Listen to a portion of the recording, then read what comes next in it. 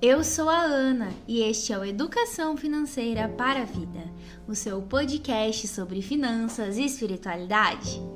Meu querido ouvinte, minha querida ouvinte, como vocês estão? Eu espero que vocês estejam bem e estejam se cuidando. Antes de eu revelar para vocês o tema de hoje, eu vou chamar o membro permanente mais amado desse Brasil, Augusto Martins. Olá, Ana Carolina, muito obrigado por essa acolhida. E a você que está nos ouvindo, desejamos um bom dia, boa tarde, boa noite ou boa madrugada. Se você está dirigindo, por favor, utilize o cinto de segurança, né? Se você está em casa, limpando a sua casa ou está aí no seu trabalho, nós agradecemos imensamente a sua audiência. Hoje o tema está interessantíssimo. Vocês vão amar. Por isso, fique conosco, temos muitas novidades. Bom, galera, é o seguinte, estamos começando mais uma Semana Santa, Semana Santa 2 da pandemia. A gente achou que não ia estar mais uma vez aqui, né? Mas temos que agradecer a Deus por estar, por outro lado, né? E aí, aproveitando essa energia que a Semana Santa tem, essa reflexão, esse momento muito favorável a isso, hoje nós vamos falar sobre a Semana Santa. Bom, gente, a gente vai falar de vários aspectos, mas basicamente como ela pode ajudar a mudar a nossa compreensão sobre algumas coisas. Você trouxe a palavra um tempo favorável. A Semana Santa é conhecida como o grande retiro do povo de Deus, né? Um momento forte de comunhão com Deus, com os irmãos, um momento de reflexão. A Semana Santa é conhecida, né, como a semana maior da fé cristã. A semana, então, onde a gente toma um chacoalhão de Deus para a realidade concreta, né? Para a sua paixão, para o que nós poderemos dizer, para o compromisso cristão de fato, né? Então nós aqui do FV preparamos um conteúdo muito bacana para vocês hoje. E a pergunta inicial é assim: a Semana Santa é o tempo oportuno para repensar quem é Cristo para nós. E aí, gente, pensem aí na casa de vocês, para vocês, o que representa essa figura de Jesus Cristo?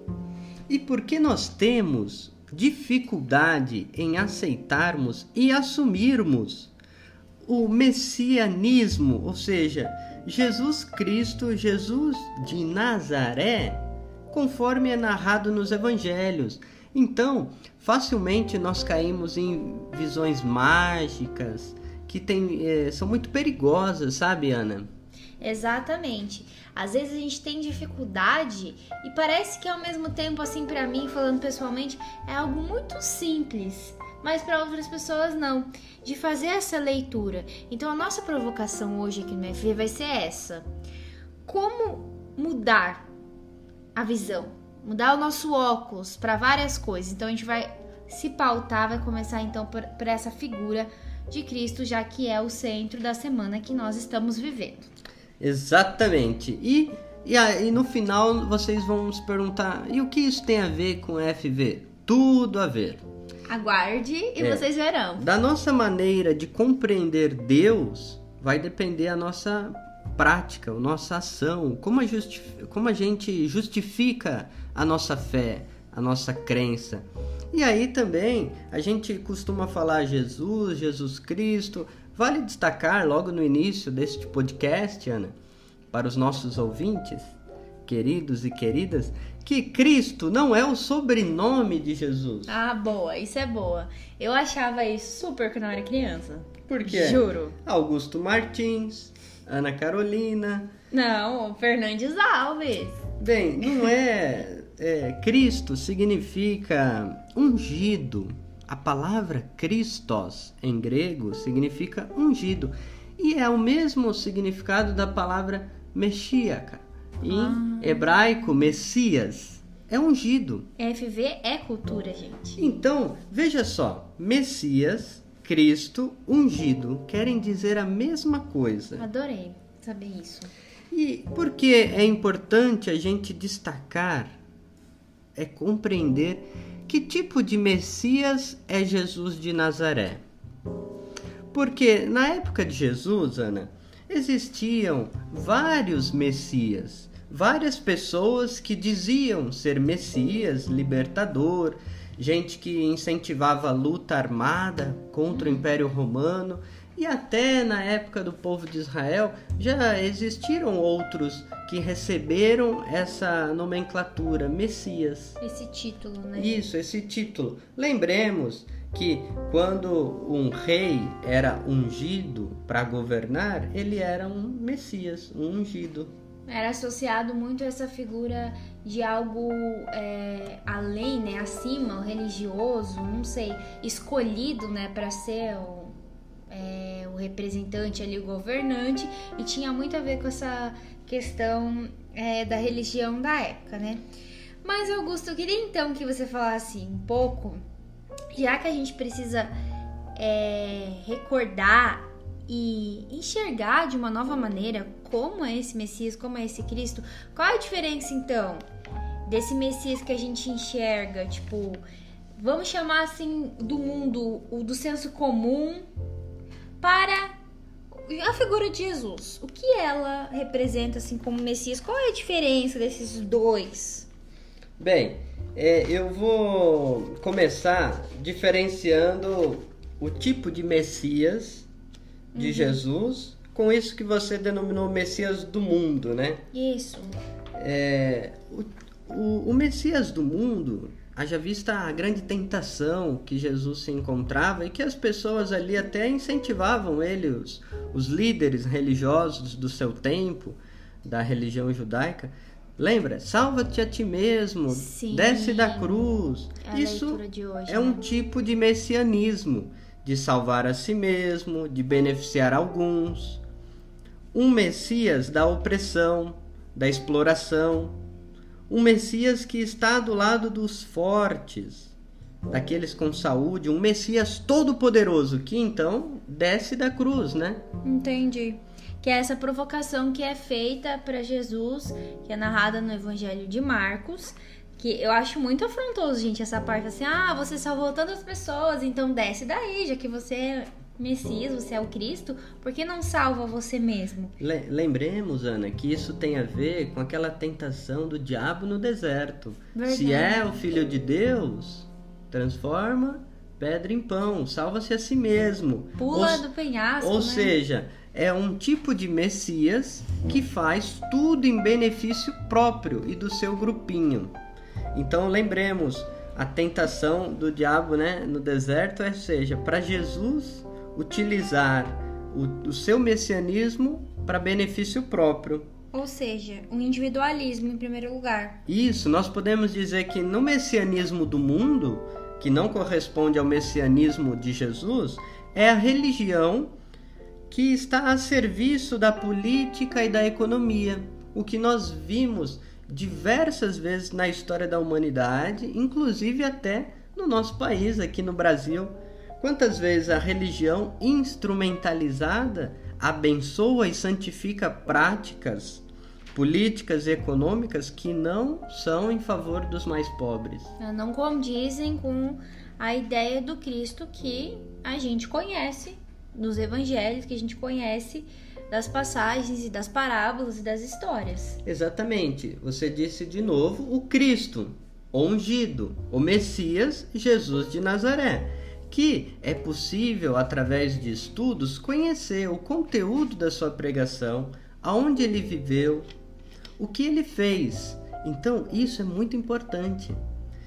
O messianismo de Jesus é para salvar a todos, é aquele que vem da empatia, do cuidado, da misericórdia, é aquele que está a partir dos mais fracos, dos pobres.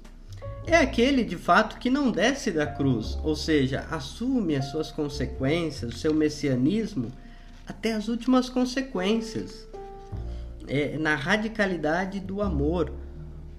Por isso, ele é reconhecido como o Filho de Deus. Sim. nesse messianismo de Jesus de Nazaré, a religião tem uma função profética em relação à política e à economia. Perfeito. Ou seja, tudo aquilo que não condiz com a vida, com a dignidade humana, o messianismo de Jesus de Nazaré diz, não está certo. Ele questiona tudo isso. E isso foi o que incomodou as pessoas. Exatamente. Imagina você, Ana, como se põe no lugar de Pilatos ou de Herodes, Sim. vendo uma pessoa pregar o reino de Deus. Isso é um detalhe muito importante. O Messias tem uma função, inaugurar o reino de Deus. Como você se colocaria se você estivesse numa função de poder opressivo, que vinha alguém que ia instaurar um reino de Deus a partir dos pobres? Super ameaçado, ainda mais se eu vejo que essa pessoa tem um poder, tipo, não um poder no sentido assim de riquezas e opressão, mas eu via que ela levava pessoas com ela, como Jesus fazia. Tantas pessoas que seguiam, que escutavam, paravam para acompanhar ele. Eu perceberia que ele era um líder e me incomodaria muito com isso. Teria medo de perder meu reinado, obviamente, né?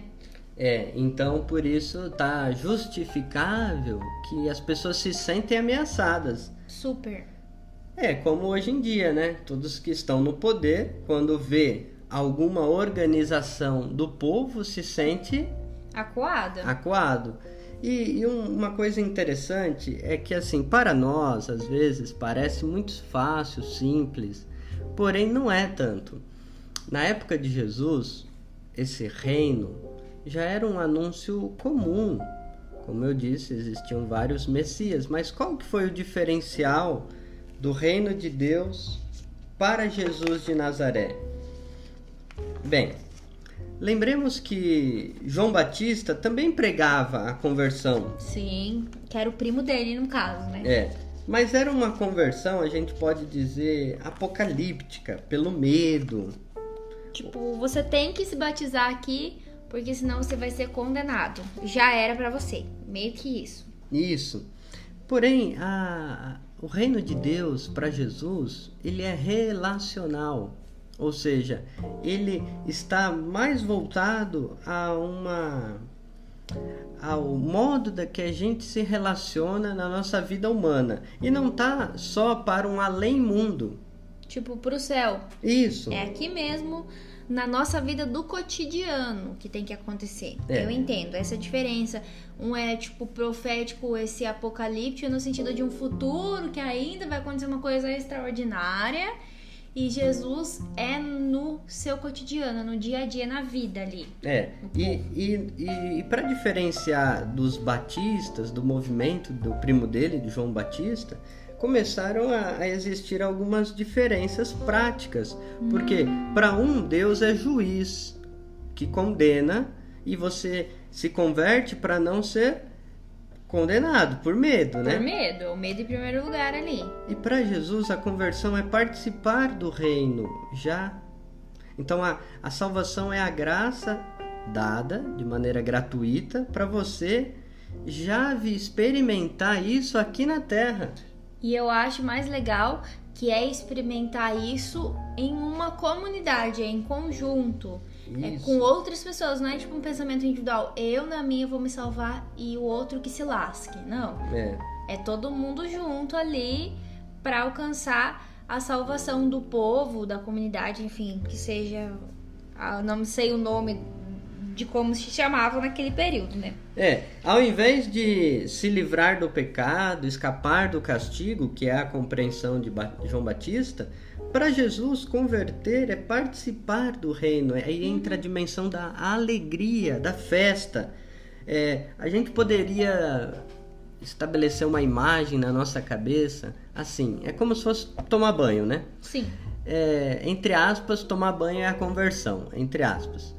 Não estou querendo resumir a conversão a isso, mas Entendi. É como se nós tivéssemos que tomar banho para ir para uma festa. Imagina que banho gostoso seria. Sim, nossa, ainda mais agora na pandemia, né, gente? Quando a gente for tomar banho para ir numa festa, vai ser literalmente uma alegria. E é diferente de uma compreensão assim, tome banho, senão você vai apanhar.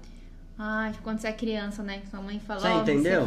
Sim. Entendeu? Então é uma conversão para a festa, para a ação, para participar de algo novo. O reino de Deus, esse governo de Deus, onde reina o amor. E é diferente de tomar banho, senão vai apanhar, se livrar de pecado, condenação. Existe até uma música que diz assim,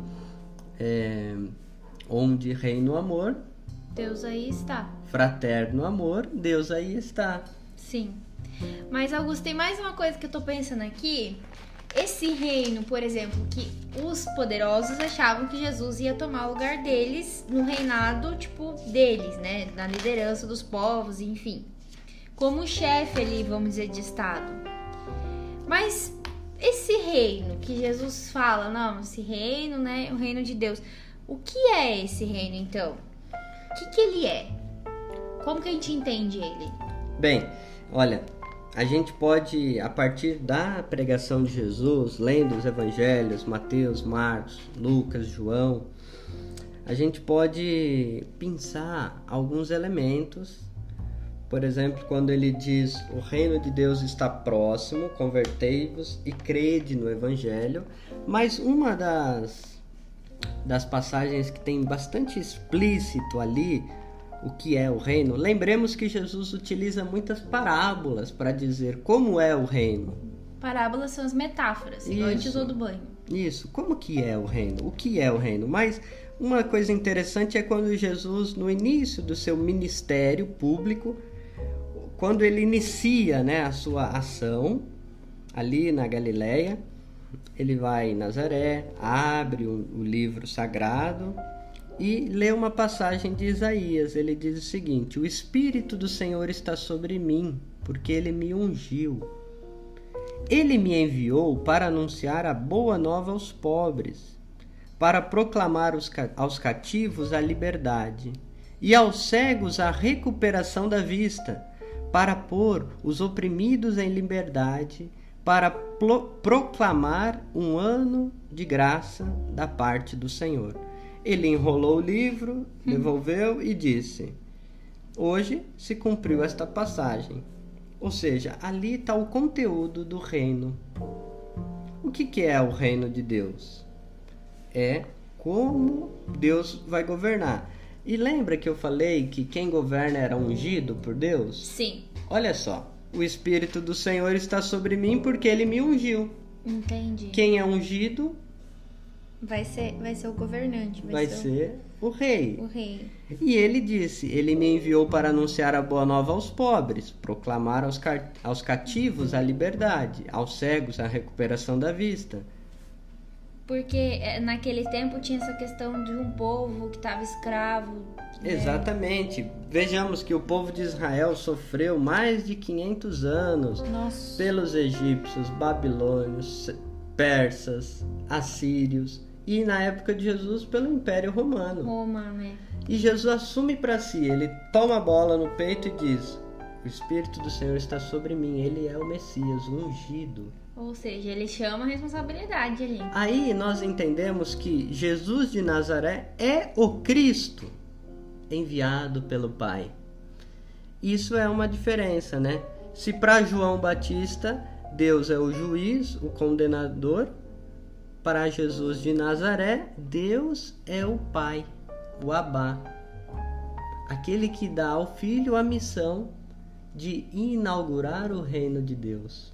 Que é um reino, no caso, do cotidiano, como a gente falou. Exatamente. É um reino que inicia a partir dos últimos, daqueles que eram considerados pecadores, os humilhados, impuros. Lembremos da proximidade de Jesus para com as mulheres, os leprosos, as viúvas, aqueles que os poderosos daquela época excluíam.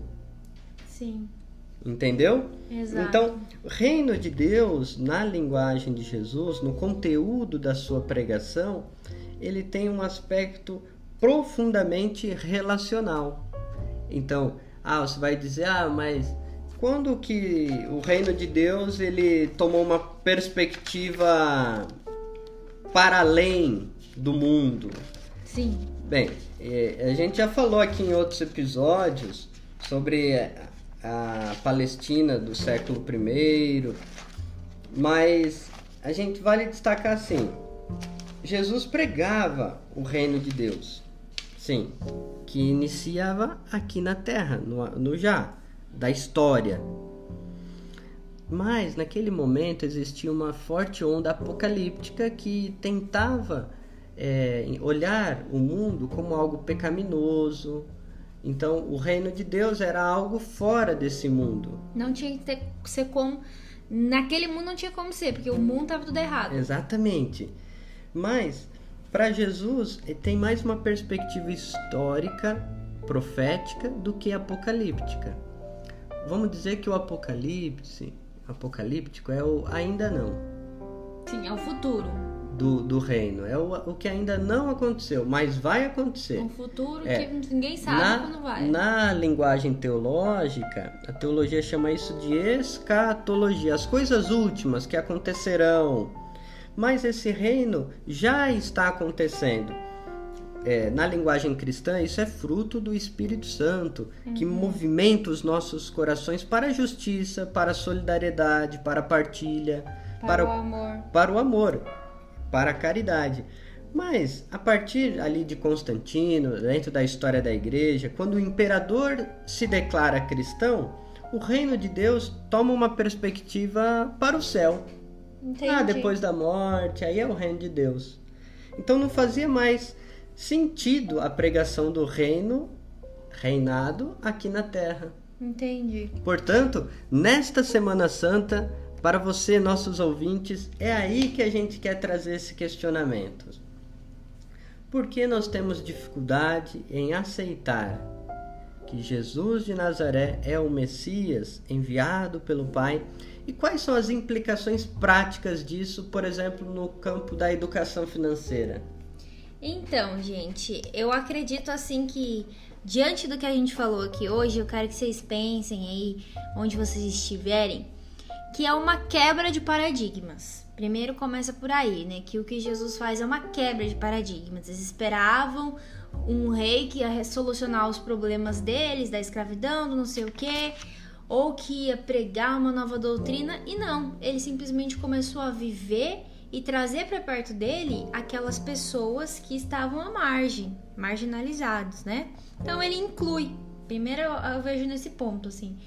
A educação financeira, o que ela quer fazer conosco na nossa vida?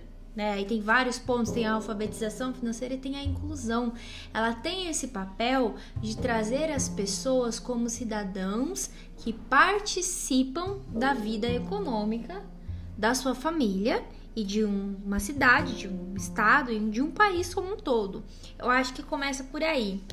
E aí, falando em quebra de paradigma, tem uma outra coisa, Augusto, que é muito interessante, que a gente pode aprender assim, com essa leitura de Messias, é que não existe mágica, né? Jesus não fazia nada de tão mágico assim, se a gente for analisar, né? Não existe mágica para solucionar problemas financeiros. Ele nunca pregou mágica para resolver problemas. Exatamente. Né? Era sempre uma solução comum. Então, na nossa vida financeira, quando a gente está, por exemplo, numa situação de endividamento, não adianta a gente pegar a nossa rendinha e investir em ações achando que a gente vai ganhar dinheiro rapidinho para pagar todas as nossas contas. Com dívidas, né? Com dívidas, né? Não é assim que vai andar a carruagem. Então, eu acho que isso é uma outra coisa que a gente pode, sim, levar para a educação financeira. Não existe mágica nem para sair de um problema e nem para ganhar muito dinheiro, para ficar rico. São processos, é algo processual e relacional, como Augusto diz, porque envolve outras pessoas. A vida financeira, você não pode pensar individualmente quando você está numa família. Você tem que envolver as outras pessoas, porque senão o individualismo vai matar aquela organização, aquele processo de educação que vai ali começar, que em algum momento a gente começa. Então eu vejo que essas lições são as principais, tá?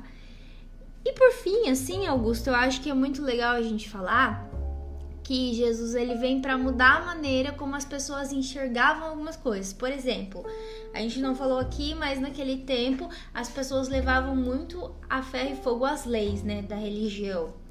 Então, se era dia X e tivesse alguém morrendo, você não podia ajudar aquela pessoa porque estava escrito na lei que você não podia fazer nada, certo? Exatamente. Então, Jesus ele quebra todos esses paradigmas ao falar que a vida vem em primeiro lugar, a dignidade das pessoas não importa quem elas são. E eu acho que isso é muito fundamental para a nossa vida financeira, porque acho que o primeiro passo para a gente entender que a educação financeira ela não é um fim, mas é um processo, é a gente mudar a forma como a gente enxerga o dinheiro, porque ele tem que estar sempre a serviço da vida e ser para a nossa vida melhorar. E não a nossa vida é para as finanças, não a nossa vida é para o dinheiro. Inclusive, né, tem vários preceitos e várias passagens que inclusive Jesus fala sobre isso. Por quê? Ele não quer que nós estejamos mal, que a gente esteja miserável e nem que a gente esteja escravo do dinheiro. Então, uma educação financeira é esse processo que vem meio que tirar uma venda dos nossos olhos, igual tá escrito aqui, né? Que vai fazer o cego enxergar. É nesse sentido. Exatamente. Tipo assim, não é que a pessoa é cega e vai enxergar. Não, vai tirar uma venda dos olhos para enxergar a realidade. Então, dentro da educação financeira, isso é essencial. E nós estamos vivendo uma realidade, Ana, onde parece, em geral, né, principalmente aqui no Brasil, de que as pessoas estão vendadas, com os olhos cegas para a realidade, o que nós chamamos de negacionismo, uma negação total e radical da realidade tal como ela é. Hoje não se acredita mais em médico, em enfermeiro, em cientista, não se acredita na realidade tal como ela é. Então se cria um mundo paralelo, aí entra essa ligação com um tipo de messianismo que nós denominamos aqui do mundo, que não condiz com o messianismo de Jesus de Nazaré, que é uma coisa real, concreta, das relações das pessoas. E aí entra a dificuldade, respondendo à pergunta inicial nossa, a dificuldade que nós temos de crer que Jesus é Cristo, ou seja, o Messias ungido, que esse Jesus de Nazaré, um homem histórico que viveu na Palestina do século I, a dificuldade é porque a sua pregação tem uma incidência estrutural, relacional, prática, apelo à conversão pessoal e social das pessoas em geral, de uma sociedade. Vejamos que os discípulos tinham essa dificuldade, eles brigavam por poder, lembra? Os irmãos ali, Tiago e João, falando quem que vai ficar à direita, à esquerda, até mandaram a mãe interceder, falaram para Jesus, quando você instaurar o seu reino, deixa o meu filho ficar um à direita e um à esquerda. Então essa dinâmica do poder dominador, opressivo, ela contamina também os discípulos e cada um de nós. Aí entra a dificuldade de entender a lógica de Jesus, que não estava ali para estabelecer aquele tipo de reinado. É muito engraçado. É um reinado do serviço, um reinado do acolhimento, um reinado que, dizemos assim, é uma relação fraterna, onde o dinheiro e o lucro não está na base. É isso. Não é a indicaçãozinha, é a relação digna entre as pessoas, aonde o que está pautado o seu reino ali, o critério faz bem para a vida, faz viver mais e melhor, senão não está dentro da minha dinâmica. Que é a vida em plenitude. Mas eu acho engraçado esse negócio, quem vai estar, quando você fizer o reino, quem vai estar à direita e quem vai estar à esquerda. Mas ele já estava fazendo. E nem eles estavam prestando atenção. É isso que chama a minha atenção nesse quesito. E aí, quando a gente fala em finanças e tudo mais, eu lembro também nesse momento da pandemia, Augusto, a dificuldade que a gente tem de enxergar, que a economia é feita por pessoas. Então, se as pessoas morrem, não tem economia. Então, não é que a gente... Você tá entendendo a mudança de lógica, de visão? Então, se é necessário ficar fechado para que as pessoas vivam, por quê? Porque a economia, ela é feita de pessoas, não é de dinheiro. Entendeu? Quem movimenta o dinheiro são as pessoas. E a necessidade e a dificuldade que eu vejo que muitas pessoas têm de enxergar, por exemplo, o auxílio emergencial ou uma renda básica, ou enfim, qualquer outra coisa que venha dar o dinheiro para as pessoas ficarem em casa momentaneamente, não é uma esmola, não é um crime. Nossa, um dia se viu a pessoa não vai trabalhar e vai ganhar dinheiro. Gente, é um direito nosso, é um retorno do dinheiro que a gente paga nos impostos. Que não são poucos, né? Que não são poucos, são muitos, para que a gente possa ficar em segurança na nossa casa, enquanto o Estado pensa o que vai fazer para solucionar o problema da saúde e daí depois para solucionar o problema econômico, porque os dois têm relação. Agora, se a economia tá lá, as pessoas estão lá, só vai aumentar o número de pessoas morrendo, vai aumentar o número também de problemas que o Estado tem que resolver. Então eu vejo que as pessoas têm essa trava no olho, essa dificuldade, falam assim, não, onde já se viu, porque as pessoas morrem de fome. Mas não é isso que as pessoas têm que fazer. Eu sei que tem comércios e famílias que têm pequenos negócios, que dependem daquilo para sobreviver, mas a gente tem que cobrar de quem deve dar o dinheiro e não querer abrir em detrimento de outras vidas. Eu acho que é essa lógica que eu acho que a gente precisa, assim, levar e mudar na pandemia, porque isso tá muito enraizado na gente, com o dinheiro na frente, e a economia primeiro, mas não é assim. Isso, esse terreno fértil que você destacou, Ana, abre brechas, margens para o que eu disse, o negacionismo, para compreensões de, salvador da pátria, toma esse remédio que cura, faz um chazinho ali que salva. Essas ideias de salvação que não é processual, que não é histórica. Que é mágica, né? Entende que o reino de Deus, para Jesus, não é uma fantasia, não é uma mágica. Ele não é um general, ele não é opressivo. O reino de Deus, cada um de nós estamos construindo quando decidimos seguir a vida. É diferente de uma vida pautada em fake news. É diferente de uma vida pautada no ódio, no lucro.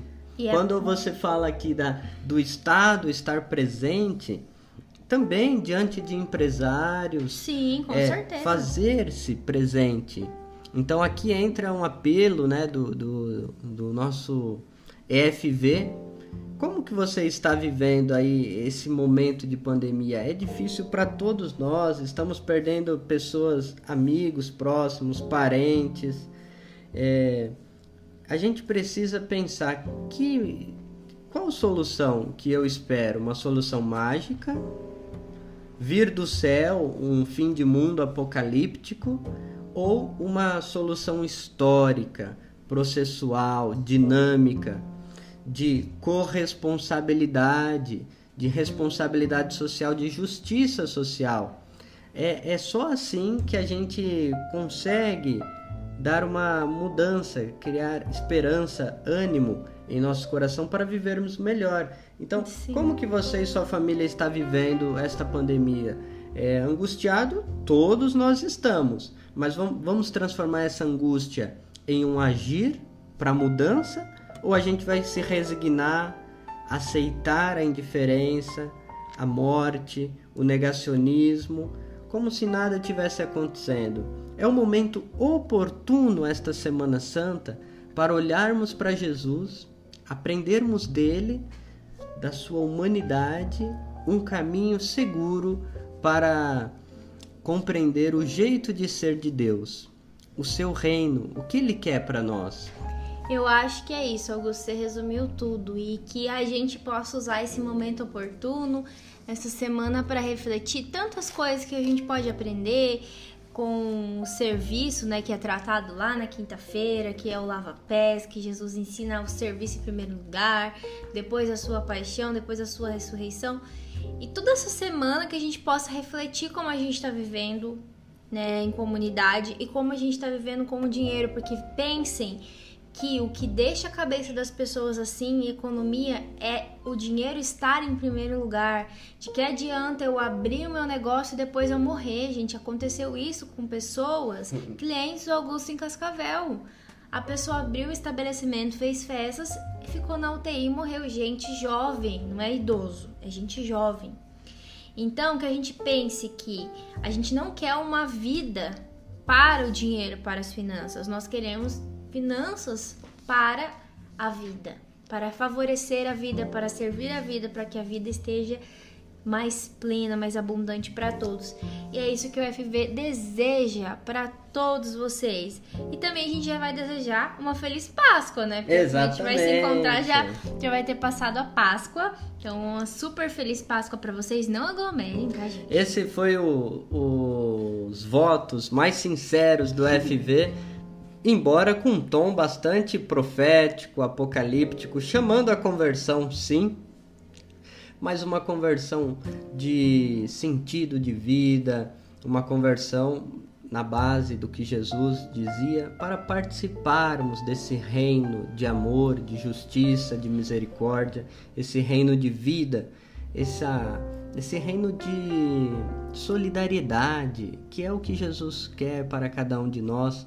Nós desejamos do fundo do nosso coração uma feliz e santa Páscoa para você, para toda a sua família. Se você gostou desse episódio, que começou um pouco tenso, a gente falou de algumas coisas aqui, alguns conceitos teológicos, mas foi em vista da gente se questionar mesmo. Sim, era até para nós foi questionador, né, Augusto? Bastante questionador, porque às vezes a gente dá por descontado que a gente já sabe quem é Deus, já sabe quem é Jesus, já sabe como tratar o dinheiro, e às vezes a gente se engana muito. Sim. E a gente quebra a cara e fala em nome de Deus, como diversas bancadas que existem aí no campo político, bancada da Bíblia, bancada da bala, e que falam em nome de Deus, mas não o Deus de Jesus de Nazaré, que está contido nos evangelhos e ao longo aí da tradição da igreja, do magistério, da doutrina social da igreja, aonde favorece a vida e principalmente de quem mais necessita. É isso, gente. Hoje nós temos alguns recados. Para você que está fazendo o nosso primeiro curso no FV, essa semana não haverá aula, então essa quinta não tem aula justamente porque estamos essa semana e os católicos comemoram missas, né, de quinta-feira, então não vai ter quinta-feira santa, encontro do nosso curso, então a gente se vê lá na outra semana. E aí a gente vai mandar um beijo especial para um novo país que está nos ouvindo. Alô, alô, você que é ouvinte da Suíça. Olha só, que Adorei. Bacana, hein? Um grande beijo para você e para você que está nos mais de 31 países que o FV está se espalhando por essa galáxia. Isso aí, gente. Também tá aqui no Brasil, né? Todos os estados aí nos escutando, quase todos já, né? Eu nem atualizei mais pra ver, mas você que está nos escutando aqui, um beijo, uma boa Páscoa e lembre-se sempre: educação financeira é educação para a vida.